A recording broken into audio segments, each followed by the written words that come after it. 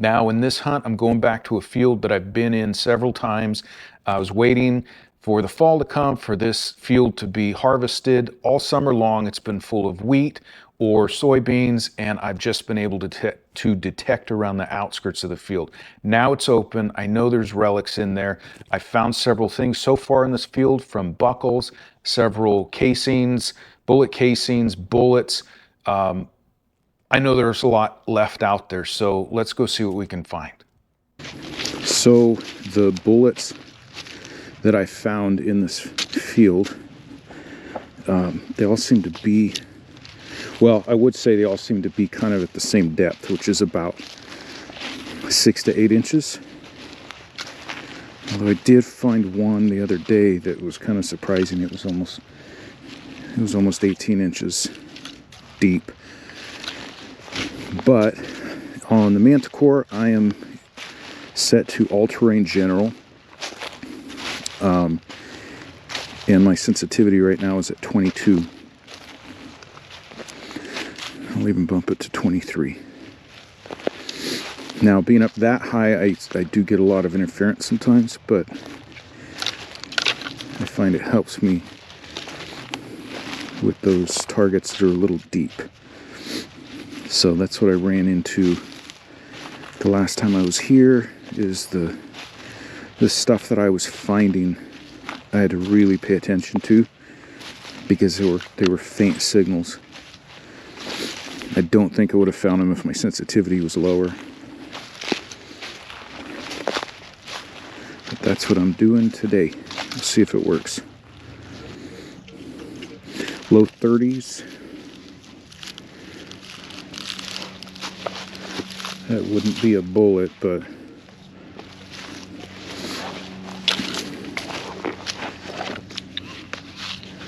it could be buttons, and definitely could be aluminum, but that's kind of the button range. Yeah, it's that. Whatever that is.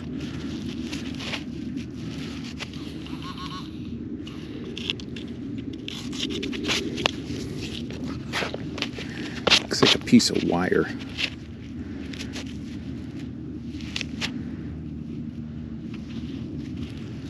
Yeah, it's a piece of wire, but I think it's... Yeah, I don't know. I think it's more of aluminum. Whatever it is, but... keep looking. With not a lot of time in the day, I normally wouldn't be digging digging something in the teens like that out here. It's my experience that it's just nothing but aluminum. Here it is. No, it's not aluminum either. Nope, I don't think. Let's see.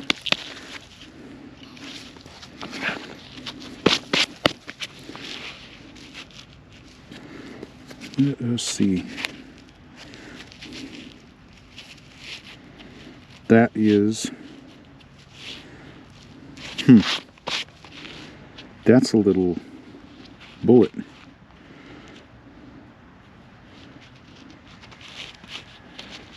I'll check it out when I get home to see if it's got like the white oxidation and stuff on it that would put some age to it. But we'll save it.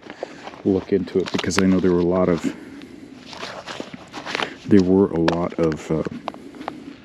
smaller bullets used in the Civil War too, and that's where we're at. We're in the middle of a lot of fighting, so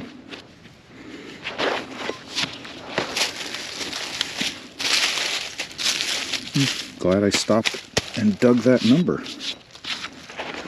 When I have time, I dig a lot more stuff, iron and all of that, out here in this field. But right now, I've only got, I think, maybe 2 hours of sunlight. So I'm trying to be a little bit more selective and look for the obvious targets. All right, this is kind of a weird one. It is still really not much of a signal. It didn't show anything on my screen. Kind of a mix of just a bunch of different sounds, but it showed deep. This, you know, it showed that it was a deep target. So I stopped, just turned the plug over to see if it would change the type of signal I was getting. So actually, let's see. I'm gonna go. I really don't even know what range I'm in. I don't think it's iron. But let's just dig a big old hole. Oh, look at that. I'm getting a signal down there. Okay, I got it out here. It broke. Oh my gosh, man. You're kidding me. I just felt it in my hand. Just felt it in my hand. Son of a gun. Check that out. That's a bullet. That is a fired bullet that struck something.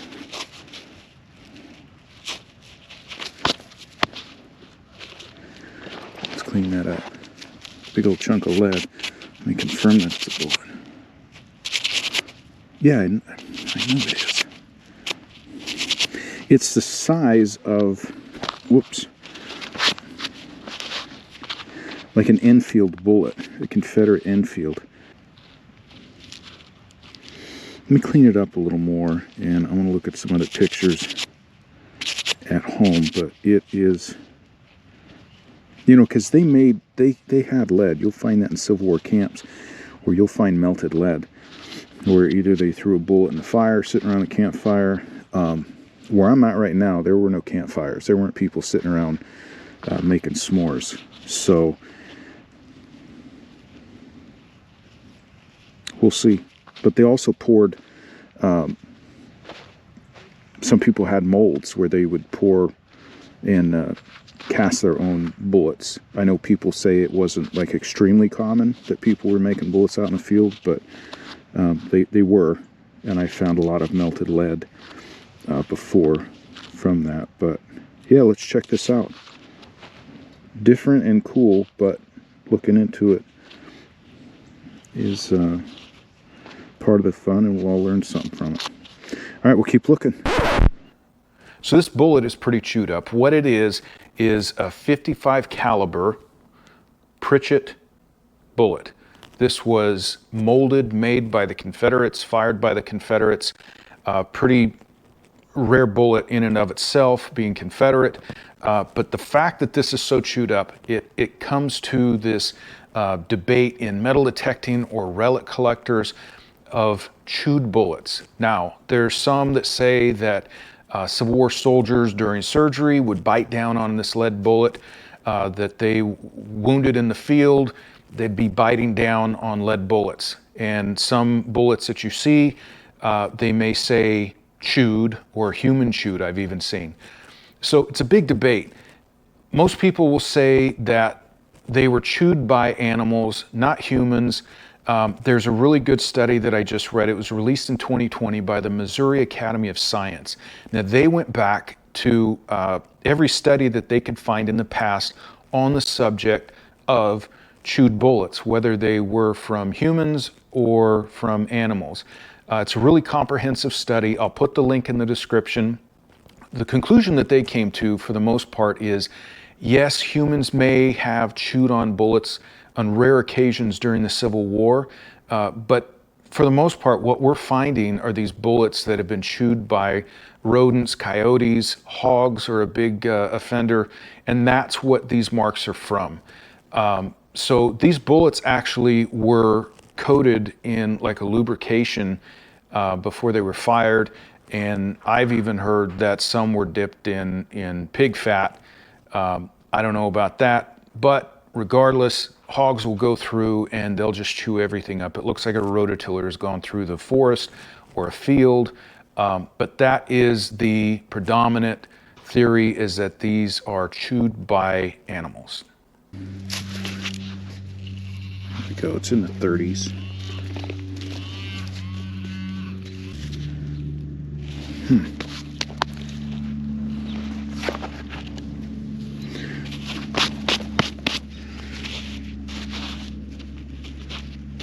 Yep. Yep. Yep. Right in this area, I found, I don't know, it's been a while. I think it's actually in my video that's, I think it's called My Dad Finds His First Civil War Relic, something like that. I'm detecting right here in this area, and I found the same thing. And this is lead. That's a bullet fragment. I found several of them right here in this area, but yeah, that's a lead bullet fragment. Don't know what it hit, but yeah, that's cool. So I think you can count that as a bullet. Kind of dipped into the woods here. You can see how thick it is, and this is in the winter time. In the summer, this is just completely overgrown with these. Anyone who lives in the South would know these vines, these whatever they are, potato vines that are just full of thorns, are just wrapped everywhere. So no targets on the ground. As I say that, I get a hit. That's curious. 24, and it's not right on the surface. So problem digging out here in the woods. Not only is it just really hard to move around, but everywhere you dig, it's just nothing but roots. 24. Let's get down in there. See, as I'm doing, ouch, I'm just totally getting wrapped up with these pokey vines. What helps is to carry a pair of hand shears, like gardening shears, but I left them at home. There we go. So, yep, it's gonna be a shotgun head stamp.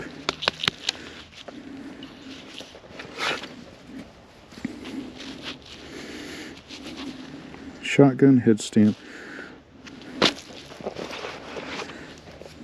But this is what you're digging in the woods here. So I'm not going to go any further here in the woods.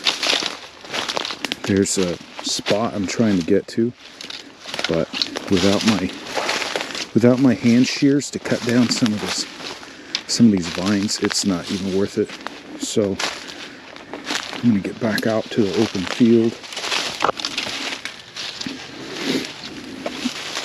Thing is that from the open field, troops came through here, through these woods. That's what I'm trying to get to. I've never detected that section, but that is for a different day. Alright, so it's deep, 35-40 range. Well, it's supposed to be deep, but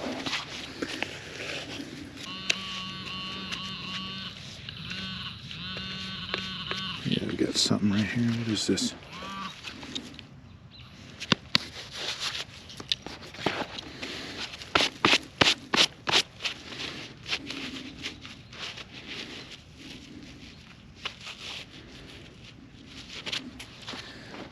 Gotta take a closer look at this. Yeah, this is a fired round that is all mushroomed out. It's a smaller bullet.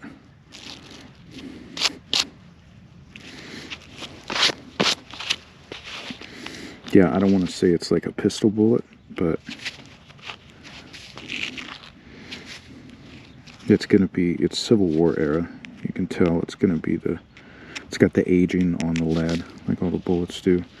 But from what I found, the way that it's mushroomed like that, and it's just like completely uniform in how it's flattened out,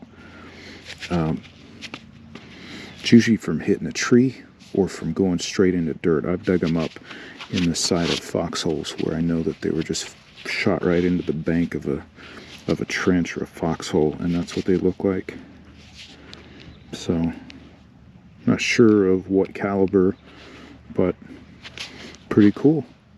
Again, same area right here where I'm finding I've dug other Civil War bullets and bullet fragments. So, very cool. We'll add it to what we found so far. Super faint target, but it's deep, but it's ringing out anywhere between kind of going around like a 70 and a 98, which is like, that could be like a coin. I see Lincoln on the front. Let's see it. Oh, cool. That's a wheat penny. Yeah, that's 1914.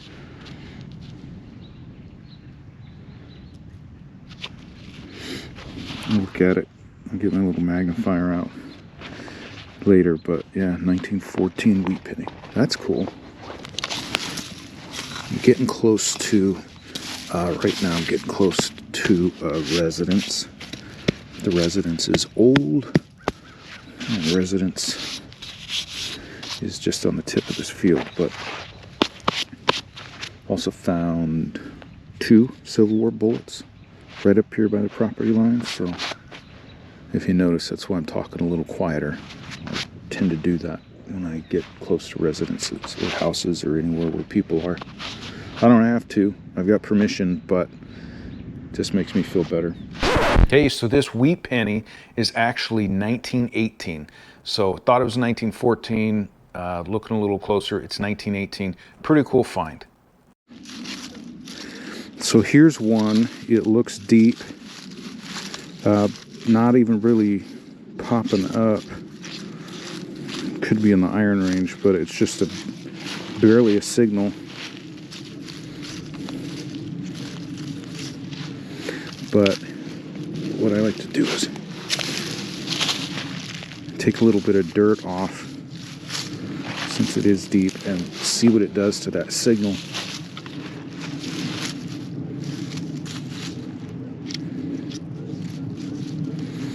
Yeah, it's still showing it's deep.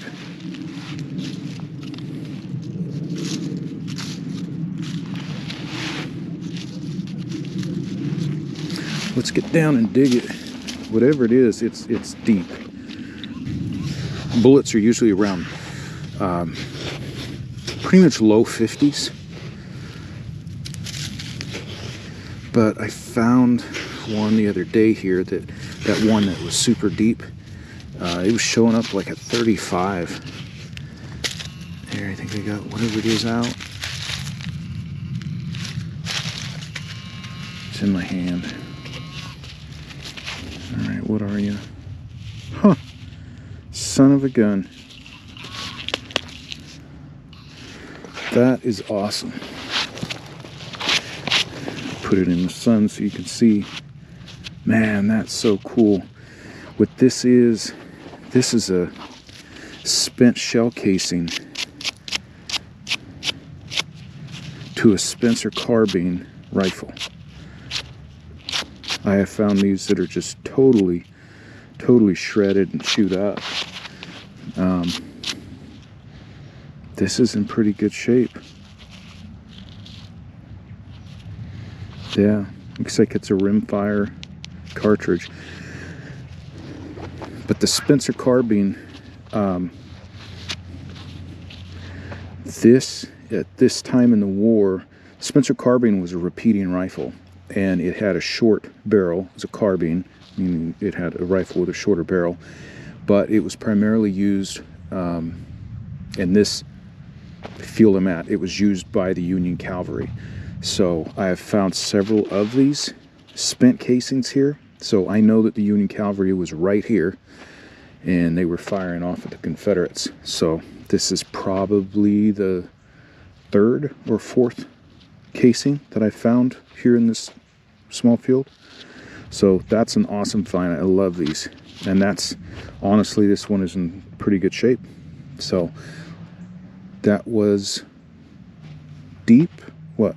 Wasn't as deep as I thought. That was maybe 6 inches, and it was trying to be around between a 25 to 35 on the Manticore. But yeah, we're in the right spot. I'll keep looking. So these Spencer carbine casings, I found them before. Actually, I found several in this field, but the backstory is interesting.